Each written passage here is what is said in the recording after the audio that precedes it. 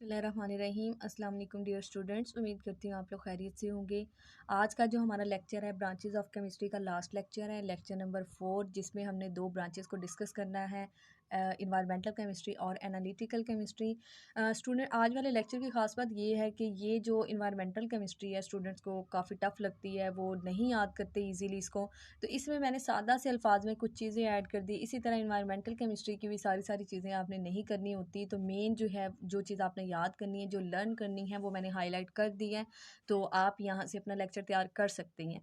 तो चले चलते हैं हमारे जो है इन्वायरमेंटल केमिस्ट्री की तरफ। इन्वायरमेंटल केमिस्ट्री की वो ब्रांच है जिसमें हम एक तो कंपोनेंट ऑफ इन्वायरमेंट को स्टडी करते हैं, दूसरा ह्यूमन एक्टिविटीज़ के जो इफ़ेक्ट्स हैं इन्वायरमेंट पे उनको स्टडी करते हैं।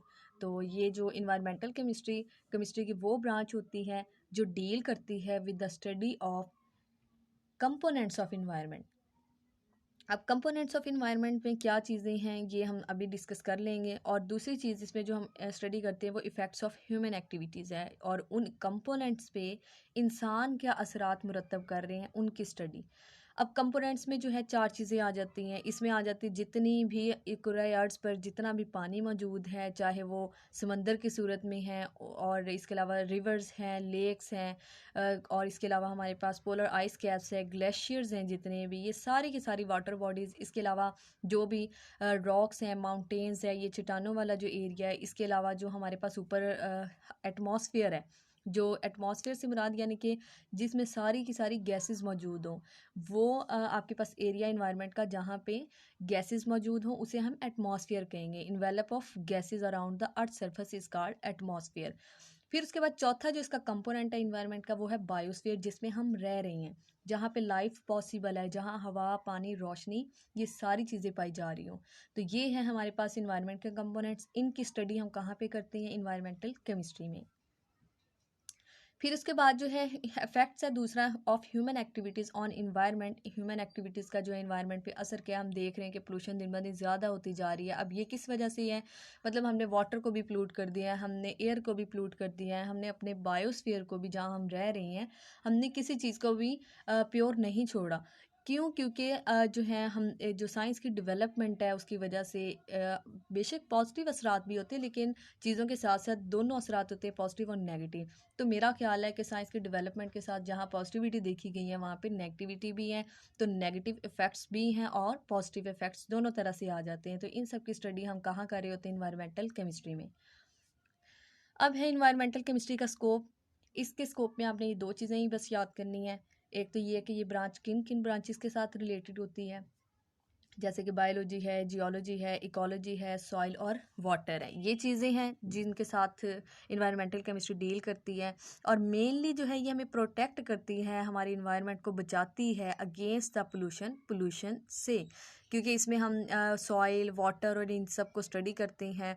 जहाँ पे जो है इनका पोल्यूशन फैक्टर बढ़ जाता है तो वहाँ पे जो है मैनेजमेंट काम करती है। इस तरह से इन सब की स्टडी जो है वो इन्वायरमेंटल केमिस्ट्री में की जाती है। साइड पे एक पिक्चर इंसर्ट की है मैंने, इसमें आप देख सकते हैं, इसमें एटमॉस्फेयर भी है और बायोस्फीयर भी है। साइड पे आपको यहाँ पे वाटर बॉडीज़ भी नज़र आ रही होगी, और इस तरह से यहाँ पे जो है हमारे पास लिविंग ऑर्गेनिजम्स भी नज़र आ रहे हैं। तो उनका इफ़ेक्ट क्या है ह्यूमन पर, और इसके कंपोनेंट, ये दोनों चीज़ें शो हो गई यहाँ पे। फिर आती है एनालिटिकल केमिस्ट्री, जो कि स्टूडेंट को बहुत मुश्किल लगती है, हालांकि ये है नहीं। अब एनालिटिकल केमिस्ट्री क्या है? केमिस्ट्री की वो ब्रांच है जिसमें हम यहाँ पे भी दो ही काम करते हैं। अगर आपको कोई सैंपल दिया जाए और कहा जाए कि इसका एनालिसिस करें, तो आप जो है एनालिसिस दो तरह से करेंगे। एक तो ये है कि सैंपल का आप जो है वो सेपरेशन करेंगे, यानी अगर मैं कहूँ कि NaCl है और हमारे पास शुगर है, यानी सॉल्ट, शुगर और बहुत सारे एक आपस में केमिकल्स को मिक्स कर दिया जाए ग्राइंड फॉर्म में, और कहा जाए कि इनको सेपरेट करें, तो फिर आप जो है सबसे पहले उन्हें सेपरेट करेंगे और फिर उसके एनालिसिस करेंगे, क्या चीज़ डिटरमिन करने के लिए उसके कंपोनेंट्स को, कि आया इसमें क्या क्या चीज़ें शामिल थी। तो इस तरह से एनालिटिकल केमिस्ट्री की वो ब्रांच है जो डील करती है with the separation and analysis of a sample to identify its components. ये दो चीज़ें थी। अब इसके स्कोप में क्या क्या चीज़ें इसके स्कोप में है? फूड है, वाटर है, इन्वायरमेंटल एंड क्लिनिकल एनालिसिस। जितने भी क्लिनिक्स में एनालिसिस होते हैं, इन्वायरमेंट में एनालिसिस होते हैं, जैसे पीछे इन्वायरमेंटल केमिस्ट्री में मैंने बात की है, कि जब पोल्यूशन का फैक्टर बढ़ जाता है या किसी भी तरह से जो एनालिसिस होते हैं, फूड का एनालिसिस, वाटर का, ये सारे एनालिसिस हम कहाँ करते हैं? एनालिसिस होता है तज्ज़िया करना, मुशाहदा करना चीज़ों का, गौर व फ़िक्र करना। तो इस तरह से अगर कोई सैंपल हमें मिले तो सबसे पहले हम सेपरेट करेंगे और उसके बाद उसका एनालिसिस करेंगे। अब यहाँ पे एक मेन जो क्वेश्चन है वो बहुत ज़्यादा बोर्ड में काफ़ी दफ़ा रिपीट भी हो चुका है, अलग अलग से भी आ जाता है। जैसे अगर आपसे पूछा जाए डिफ़ाइन क्वालिटेटिव एनालिसिस या डिफ़ाइन क्वांटिटेटिव एनालिसिस, या ये सवाल इस तरह से भी आ सकता है जो मैंने ऊपर लिखा है, difference between qualitative and quantitative analysis. तो क्वालिटेटिव एनालिसिस जो कि क्वालिटी से रिलेटेड है या कंपोजिशन से रिलेटेड है, जस्ट आपने इसकी मेन डेफिनेशन ये जो मैंने हाईलाइट कर दी इसको फोकस करना है आपने। क्वालिटेटिव एनालिसिस में हम क्वालिटी को देखते हैं, क्वालिटी यानी उसकी कंपोजिशन को। इट प्रोवाइड्स आइडेंटिटी और कंपोजिशन ऑफ अ सब्सटेंस।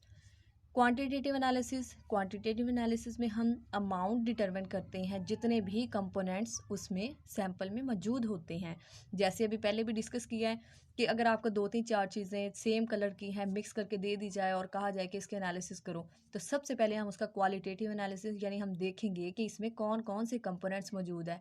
तो इस तरह से सबसे पहले हम उन्हें देख लें कि इसमें शुगर भी है, इसमें सॉल्ट भी है, इसमें टाल्क पाउडर भी है, और इसके अलावा और जो भी चीज़ें आपको मिक्स करके दे दी जाती है, तो वो जो है सबसे पहले आप उसकी कंपोजिशन को देखेंगे कि कौन कौन सी चीज़ें हैं।